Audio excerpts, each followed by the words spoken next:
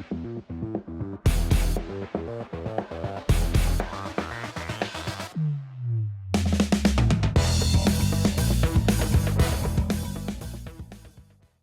guys, welcome back to the channel. Thanks for tuning in. I'm sitting here on a cold, rainy fall day in Wisconsin. I would much rather be doing a video out on the water for you. Instead, we are here in the basement bait shop, and we're going to talk about a plant that a lot of you guys wanted me to talk about after I did my 5 things to know about milfoil.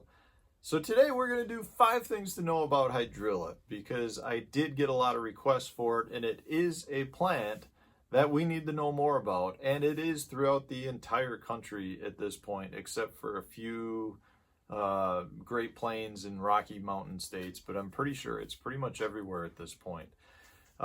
So that we'll jump right into it. The first thing that you need to know about Hydrilla is that it is an invasive species, and it is in every continent at this point, I believe, except Antarctica, which makes some sense, but it causes problems all over the world. Like, this is a plant that grows so aggressively and causes problems everywhere.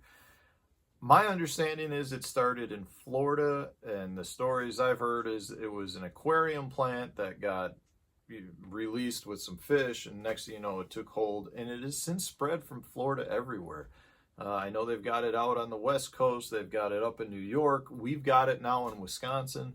I mean, it's pretty much everywhere. And yes, it creates great habitat for fish, but it is also so aggressive that I don't even know that I really like Hydrilla. I'm a big fan of milfoil, and I think there are lakes that can handle milfoil without having it to have to be controlled or sprayed based on contour lines.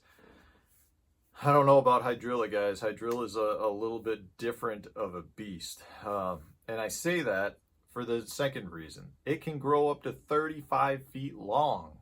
35 feet long. So you can have it from inches of water to 35 feet long, which is why you can find it growing in some lakes that are really clear, like down in Texas, like Amistad, places that have it. It can be down in 30 feet of water.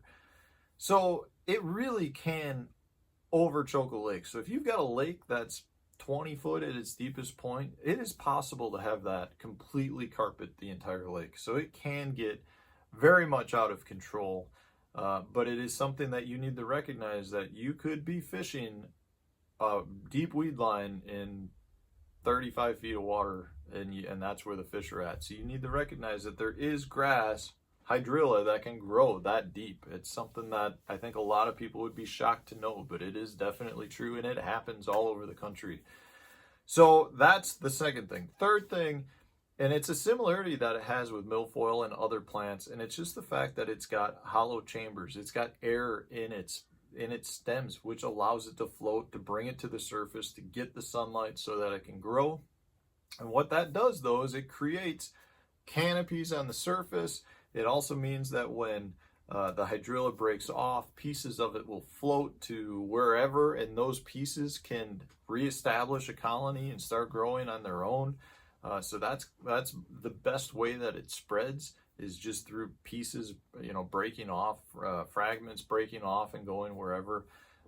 So it's definitely something to be aware of, that, with it growing so tall, it can create some very dense mats. So similar to milfoil again, this takes us to our fourth thing. If you've got these dense mats that grow anywhere from inches to 20 feet of water, they become so thick. If you're fishing 10 foot of water, this plant can become so thick that it really is like a wall. You can have great mats that the fish will utilize, but you may have to really, really upsize your tackle to get through that mat, to get to the open area that's down below it. They say roughly 80% of each strand of Hydrilla is in the top couple feet of the surface. So if you're in 10 foot of water and that strand of Hydrilla is 20 feet long, that means roughly 10 or 12 feet of it is on the surface. So what that happens is that just compacts and compacts and compacts. You have these giant plumes of Hydrilla. It's not like milfoil where you have a layer right on the surface. This stuff will be feet thick. And you could have a 4-ounce weight and you're not going to be able to punch through it. So it's something to recognize. You still may have good open chambers below it, but you just may not be able to fish it. Like, you literally may not be able to get a bait down to it. So you got to recognize that as well. The fifth thing that I want to talk about today has to do more with the negative side of it, right? So because it is such an invasive and aggressive plant, it can really damage some of the lakes as well. You know, when you have that much biomass, feet of it, well, when it dies off, guys, that just turns to silt and decay and just starts filling lakes in and really covering up potential good spawning habitat for other fish. It just becomes a really problematic thing. On top of that, because it can grow so thick, and once it gets to the surface, it just kind of starts pushing downward, like you get plant growth coming downward, that if you allow it to grow to the point where it's uncontrolled, you can have entire bays that are so thick that they literally damage the dissolved oxygen levels in the water, which pretty much pushes all fish life and aquatic life out of that area. So it can create dead spots in a lake.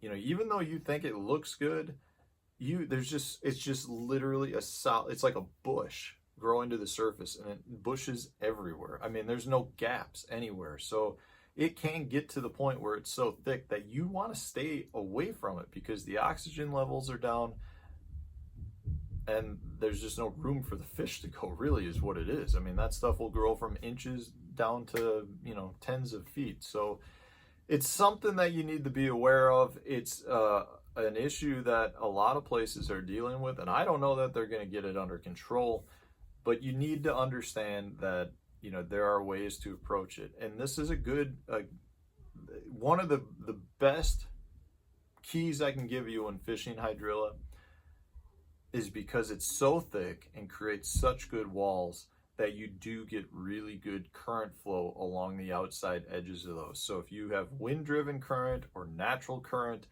or just current, you know, on the lake, if it's just a big enough lake to get current based on previous day's winds, these fish really like to utilize current that is being funneled through past those big hydrilla clumps because the water literally cannot get into it. I mean, it's a solid wall.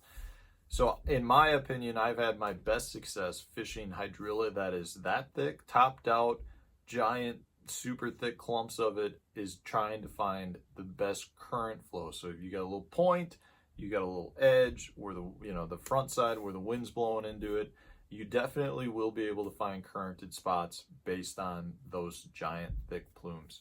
So guys, I hope this was helpful. It's something we pretty much all have to deal with all over the place. If there's other things that you want me to do a 5 things on, please leave that in the comment section. Otherwise, thanks for watching, guys, and stay tuned for tomorrow's video.